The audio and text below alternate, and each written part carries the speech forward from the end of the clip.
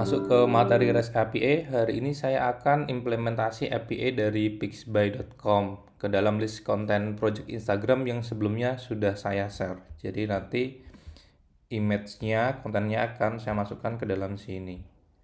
Oke, pertama kita masuk dulu ke Pixby-nya dulu. Jadi ini saya mulai dari awal aja. Pertama kita join dulu, kita buka dulu pixby.com, lalu kita join. Kita masuk dengan email kita.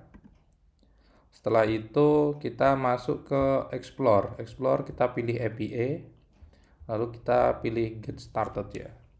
Nah, di sini nanti kita sudah dapat API key-nya, kita udah dikasih, lalu di bawah kita sudah dikasih contoh untuk URL-nya. Jadi di sini kita nanti akan dapat list data JSON dengan ini ya, dengan filternya yellow flowers gitu. Kita contoh, nah nanti datanya seperti ini. Oke, setelah kita tahu responnya seperti apa, pertama yang biasa saya lakukan, copy dulu untuk semua responnya, lalu kita buka QuickType. Di sini saya pakai QuickType untuk bantu konversi ke dalam Dart-nya ya, apa itu model Dart-nya. Lalu kita copy di kontennya sini, terus kita kasih namanya di sini. Saya kasih nama konten model. Lalu kita pilih di sini saya pilih make all propertinya final sama dia required ya seperti ini supaya tidak ada yang null gitu. Soalnya datanya di sini juga nggak ada yang null dan kita belum bahas tentang null safety gitu. Oke, kita copy lalu kita masuk ke kode kita ke project kita. Saya bikin dulu di sini. Saya bikin folder model, lalu saya bikin di sini content model.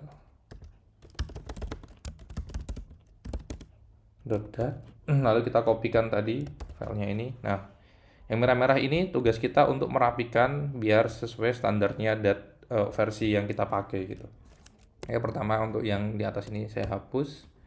Lalu untuk yang required ini nya kita ganti di sini. Oke, kita hapus dulu. Lalu ini juga kita bisa langsung hapus gini. Saya biasanya pakai shortcutnya di Visual Studio Code. Dihapus. Oke, lalu di bawah, nah ini tag-nya kita hapus, kita ganti semuanya dengan string. Oke, ini saya pakai type. Di atas di sini juga ini kita nggak perlu pakai map gini. Oke, di sini untuk konten modelnya udah selesai. Oh iya, untuk hits ini biar lebih enak di coding, nanti saya ganti nama kelasnya aja jadi konten gitu. Jadi, ini konten, lalu di sini ini konten. Satu lagi di bawah konten. Oke, untuk konten modelnya sudah selesai. Lalu selanjutnya kita bisa masuk ke home page di sini. Nah, pertama di sini saya set dulu untuk URL-nya.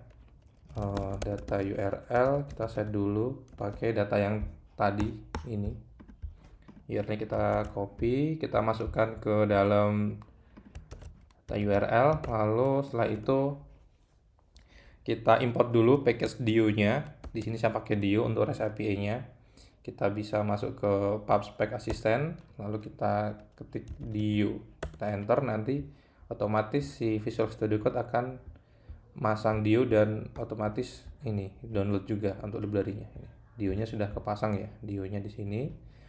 Lalu setelah itu kita buat functionnya untuk get data dari REST API ya. Oke, pertama dia pasti future ininya apa? Tipe datanya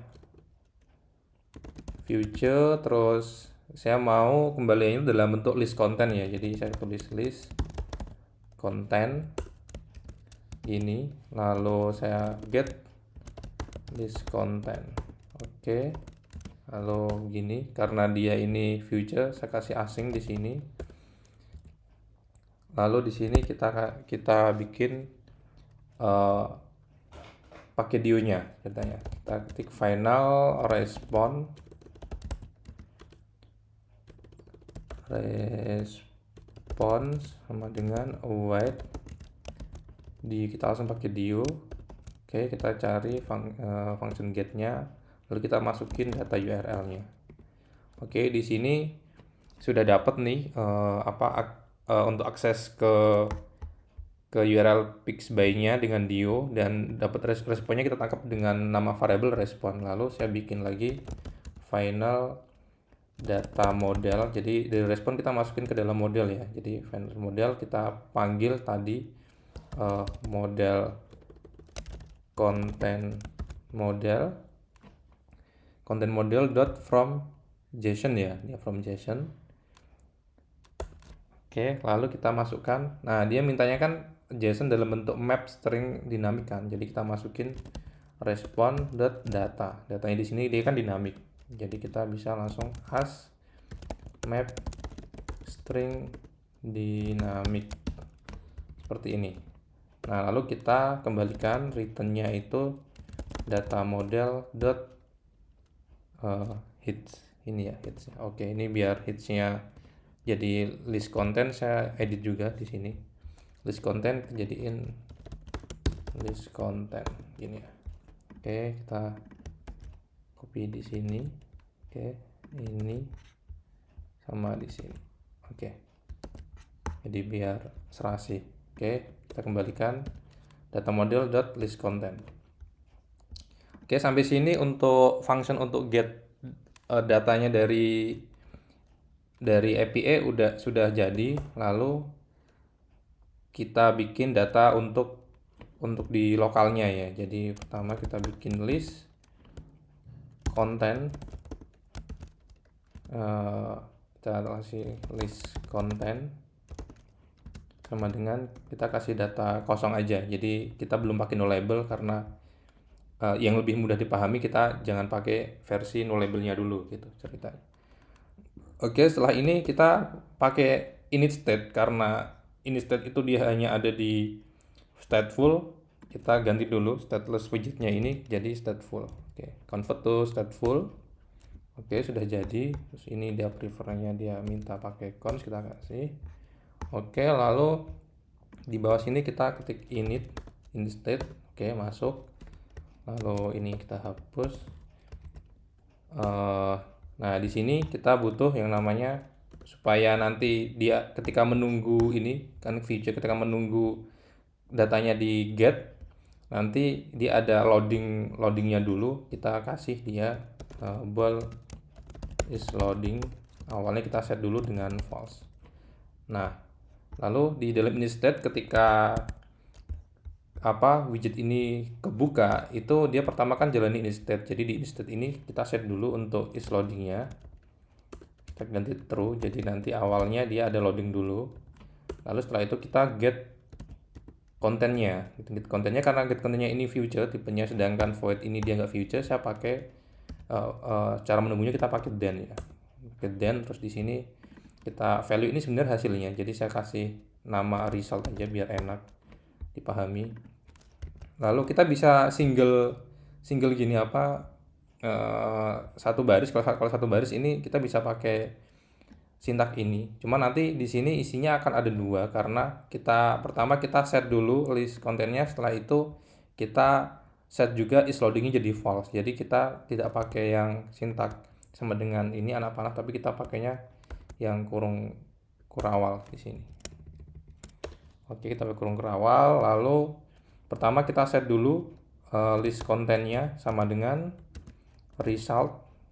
Nah, dengan result, lalu is loadingnya karena datanya udah dapat, kita set false lagi nih is loadingnya, jadi dia nggak loading. Dan biar dia nge-build ulang datanya, kita kasih set state di sini.